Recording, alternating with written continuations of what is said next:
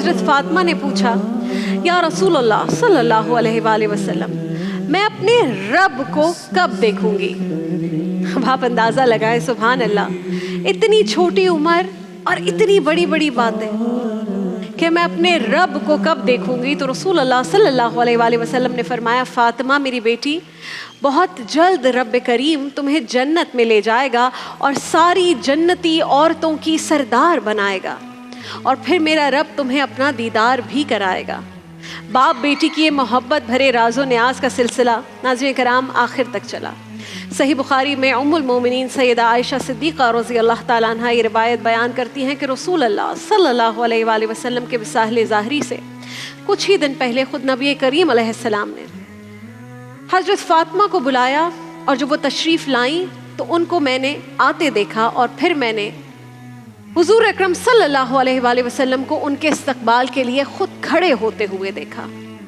پھر حضور نے ان کا ماتھا چوما، جہاں بیٹھے تھے وہیں پر اپنی جگہ پر انہیں بٹھایا، پھر باپ بیٹی گفتگو کرنے لگے۔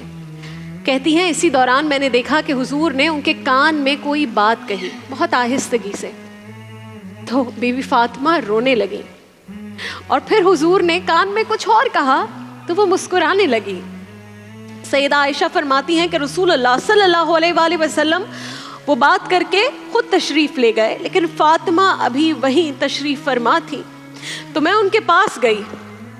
کیوریوسٹی تھی، پوچھنا تھا کیا بات ہوئی، کیوں پہلے روئیں پھر مسکرائیں؟ تو پوچھا کہ رسول اللہ نے آپ سے کیا کہا کہ آپ مسکرائیں اور پھر آپ رو دیں؟ تو فرمانے لگی حضور نے منع کیا ہے، یہ میرا اور میرے نبی کا راز ہے، میں حضور کی حیات ظاہرہ میں یہ بات آپ سمیت کسی کو نہیں بتا سکتی۔ سیدہ عائشہ فرماتی ہیں کہ کچھ دن گزرے تو رسول اللہ صلی اللہ علیہ وآلہ وسلم بستر علالت پر چلے گئے، اور مزید پھر کچھ دن گزرے تو رسول اللہ کا وصال ہو گیا۔